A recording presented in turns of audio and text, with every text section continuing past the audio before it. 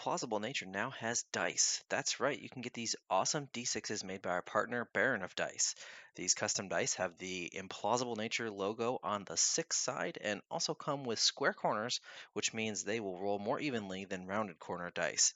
Head on over to baronofdice.com and use discount code IN40K to get a discount on your order and support us at the same time. Check out his full collection of dice for all your gaming needs with the link down in the description. Welcome to Implausible Nature, your home for all things Black Templar. On today's video, we are talking the new secondaries for Arks of Omen. What we've done in the past is kind of gone through each secondary. We're actually not going to do that this time. This time, instead, we're going to keep it short and sweet and to the point. We are going to talk about the secondaries, the best secondaries that we think are going to be useful for us as Black Templars. We might cover the ones individually that just a brief snippet of why we don't think they're good, but we're going to focus mainly on the secondaries that we do want to take, because realistically, that's what we want to know, right? So, to get right into it, I think it's going to be no surprise, Bob, that probably the number one secondary that we're going to auto take virtually every single game is going to be Osa Moment. Yeah. It got unnerfed. It's back to its standard. Its former glory. The former glory. and we'll talk about this in our next video too when we go over the new missions. But 6 of the 9 missions are missions that have center objectives. Yep. So you're double dipping. Yeah, 66% of the time we're going to be double dipping on primary and secondaries. So that's going to be critical. So that's going to be one of our most reliable secondaries. It's fantastic. You want to get back into it. Every Space Marine army is going to be taking it. So prepare for that battle in the center of the board, especially now, though, with the Adeptus Custodes getting buffed back up again. And they're a great center of the board army. So you're going to have some tough fights there, but it's definitely worth it. Yeah, I remember before this one was nerfed, I was taking it basically every single game, and I was either getting 13 or 15 points every single game with it. So this one is definitely going to be an easy go-to for us in most missions, even in missions without center objectives. You can probably still do well with this, just depending on your list. So moving on, another staple for us that we're going to see a lot of is shock tactics.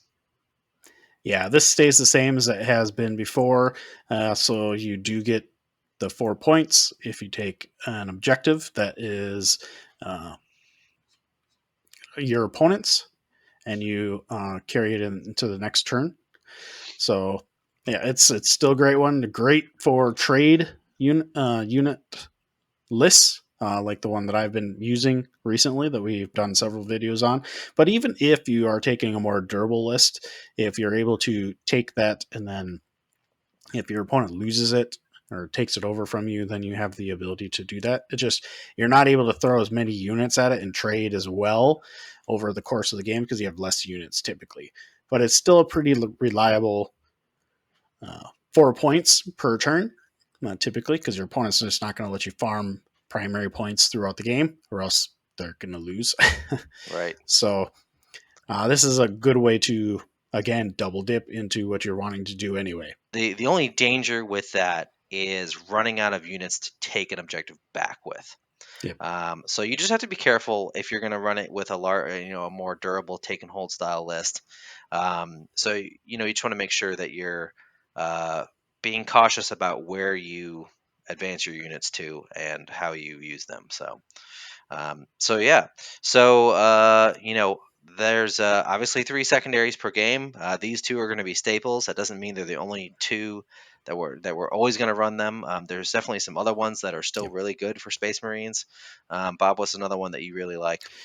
Raise the Banners High is still going to be a pretty much auto take for every game for Space Marines. simply because we have tons of infantry units that we're going to be using. We're going to be advancing to the middle of the board. We're going to have access to a ton of different secondaries, and we can protect them pretty well, especially if we're doing a take and hold.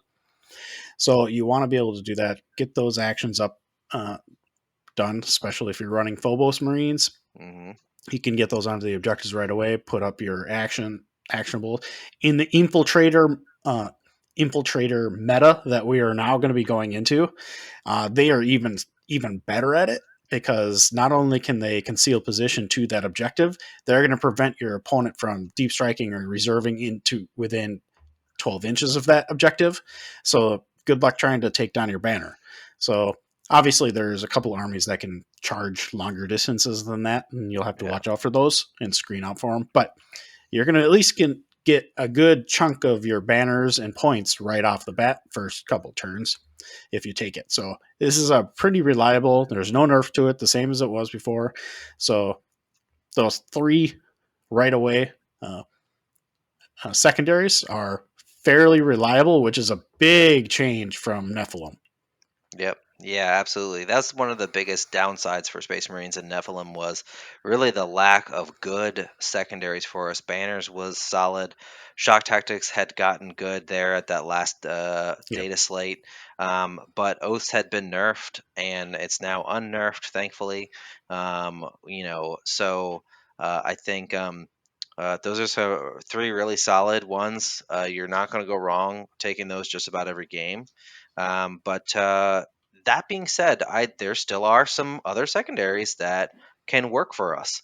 Bob, Yes. what's another one you like? All right. So if you're not playing a trade style list, which bodes well for shock tactics, there's a couple of other options for you. The best one, in my opinion, is going to be the engage on all fronts on that, especially for taking more of that more durable list, so like the take and hold. The Yeah. reason for that is you're going to be harder to kill. So when you get into the different quarters, you can hold them, especially if you're using impulsors. Yep. So get Because over a there. vehicle counts. Yep. So impulsors are fast. We're going to be running more vehicles than we were previously. Impulsors are stupid cheap now. Gladiators are cheap. They are good again. Even land speeders got a little bit cheaper. So you can definitely get cheap vehicles that are fast moving into table quarters. If you're running more durable, larger units, you'll be able to, hang out in that quarter and score points just by sitting there. Yep. So It is yeah, going to be difficult to max though, so that is just something to think about. But it is a yep, pretty good reliable. That's going to be 10 to 12 points for you yep, if you don't feel like one of the other ones is going to work for you. yeah. If you're able to get, uh, you know, 3/4 for the entire game, that's 10 points. That's pretty decent for a secondary. Are you going to be able to max it? Probably not. But you'll certainly be able to score well with it with the right list. So yeah, another one that I've actually been kind of cold on, but Bob pointed out some interesting things to me, and especially in you wouldn't want to do this in a trade style list because the units are not they're designed to die. So, as silly as that sounds, you're expecting them to die, I guess. Yep. Versus like more durable units you expect to stick around longer, is actually our carry out your vows. So, those of you who are on the Discord, you already know that I've been kind of cold on this one. And honestly, Bob pointed this out to me is realistically, if you score the end game component and you only get one other turn where you score it, that's 9 points, Yep. and that's pretty different. If you get two turns, now you're looking at 13 points. You've almost maxed it. Yep. And I was thinking that the end game component was going to be way too hard to score because your unit can't be below half strength. But here's the thing. I guess I hadn't read the secondary in a long time. I was thinking it was similar to Behind Enemy Lines, but it's not actually. It's much easier. First of all, you only need one unit, and Yep. second of all, it just says in your opponent's deployment zone. It does not say wholly within. Yep. So all you have to S- do is toe in. One guy, as long as they're not below half strength, you know, pop in one guy. You could even do this with like, um, a cheap Phobos unit, whether it be a troops. You could have, if you have a guy in your own deployment zone most of the game, as long as they didn't really get shot or whatnot, you could pop them into the reserves for a CP, and then on the last turn of the game, just come in on their side of the board, and they can't do anything about it unless especially if you have second turn.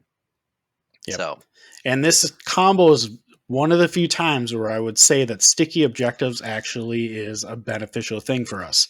yeah, So Phobos, especially that our home objective, most of the time isn't getting shot because it's yeah. just so far away from everything, and especially if they're Usually you can infiltrators. hide. You can usually hide Yep. behind terrain or something. So yeah, So then you just pop them in, guerrilla tactics, boop, drop them out again, and then yep, all of a sudden you got them at the end of the game. So it's yep, 5 points. So the other point is it works better, as mentioned, with like the larger infantry based units, or if you have like a 10-man Terminator squad or something of that effect. So your unit is not going to be less than half.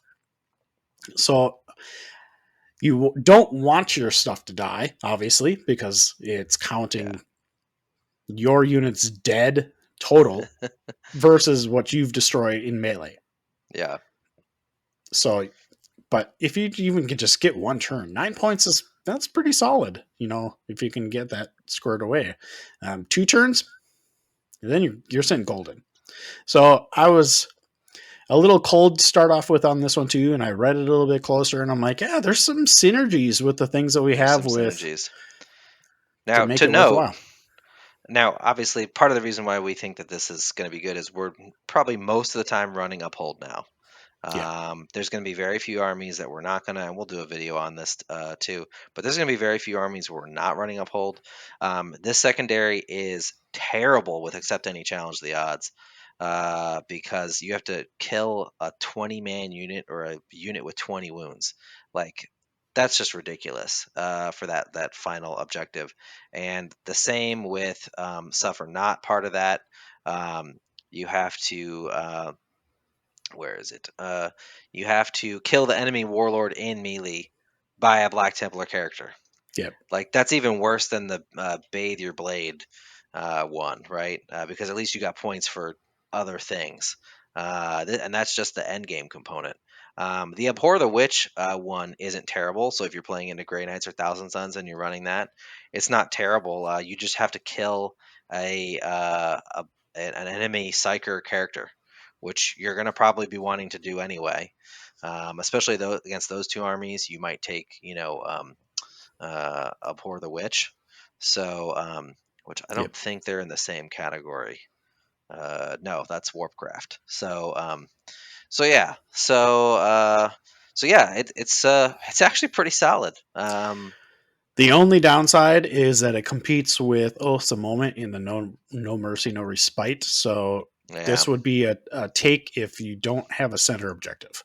yeah, yeah, and you're running a more durable Yeah, take and hold style list. So, but a good alternative to that. So which is a good thing because we did not have alternatives before. yeah. Yeah, other alternatives in that category on the generic side are grind them down and no prisoners.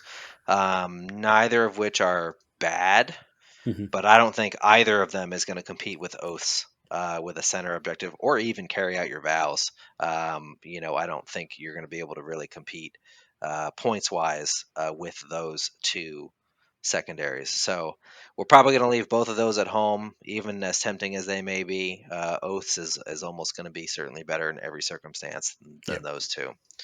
Um, so yeah, one thing that I wanted to touch on is Codex Warfare. A lot of people are talking about Codex Warfare. I do not think this is a good secondary for us. You have to tilt so hard into something with it in order to make sure that you're killing things with that weapon type in that doctrine. People are talking about why not just say in Dev Doctrine. Well, here's the thing: we don't. really have any buffs aside from free multi-meltas. We don't have any buffs to our heavy weapons to make them more deadly or more reliable. Iron Hands and Iron Imperial Fists are going to be great at this. We are not. I think we have much better options than that.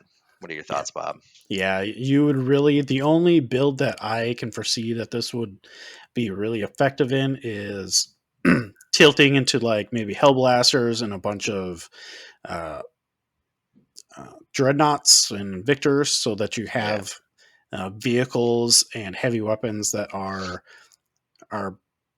gonna do some damage and kill some things, and you have to lean in, definitely have to lean into Uphold at that point, because that's the only thing that would set us apart from those other chapters for Devastator Doctrine. But the only thing to mention is that I've been seeing a lot of talk about it, and it does not work if you're running accept any challenge, because Codex Warfare states that your army has to be in Devastator Doctrine. or Well, in the specified doctrine. Yeah, yep, where accept any challenge just counts as for that unit, so that will not while get. they're within engagement range. Yeah, Yep, so you will not double dip into the victory points for that. So yeah. you basically have to stay in. I thought about that too, and I was like, let me review the wording on that because it was that's important, and unfortunately, it doesn't. Like you said, it doesn't count for that. So Yeah, and if you're in tactical or assault doctrine, you're just not going to get enough points no, to make it worthwhile. no, definitely not. So the point is, when you're building a list and taking your secondaries, is you want to have secondaries that are reliant on what you are doing for your own self. Yeah, You don't want to focus on what your opponent is doing or that they can influence you typically. Now, the yeah, exception to that is going to be shock tactics, but you are kind of influencing your opponent and making them do what you want, because if you sit on all the objectives, they're going to lose. So they have to come to you they anyway. have to. Yeah, So that's an exception to the rule, but it's a pretty big exception because you're going to win anyway if they don't come to you. So right, right, exactly. So I think that's all of them. Obviously, I'll pour the witch, I guess. You know, I wouldn't even consider this outside of fighting Grey Knights or Thousand Suns. Period. Just there's just not enough psychers in most armies. Those armies have units that are psychers. That's why that it kind of works a little bit better for that. Other than that, I wouldn't even consider this. And even then, you're probably still better off with some of those other things. So, yeah, there's also um, retrieve. The oh new yeah, retrieve Nephilim data is now retrieve battlefield data. It battlefield data. it doesn't change. It's going to be similar to engage on all fronts. It's a trap. Yeah, I don't raise the like it. banner is way better. I don't like it because it's not automatic. It's up to chance on a lot of things, unless you specifically build for it, and then you're doing things like running troops up the middle of the board or on the sides of the table quarters into danger. Yeah, I just don't. I don't see it being as reliable as the other ones. Also, it maxes at 12. Yep. So, yeah, I don't see it. Whereas banners, you can get 15. So, and it competes with banners. That's the other problem. I would not take this over banners ever. So, that is, I think that's it for secondaries. So those are our recommendations for what you're going to be running, what our best options are as Black Templars. So let us know what you think down in the comments. Do you agree with us?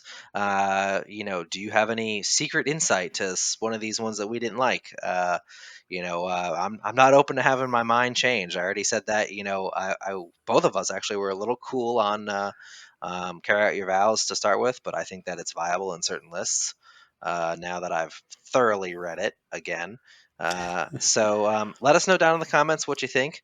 And don't forget to check out our Patreon. We've got some really great Patreon benefits. We're going to be revamping it soon to give more and better benefits to our patrons. So including things like possibly exclusive dice. So yeah. So Also, check out our Discord. We have a really great community of folks there. It's been really active lately, from all of the news with Space Marine drops and everything like that. A lot of great discussions and bouncing ideas back and forth off of everyone. So, check us out. And until next time, keep on crusading.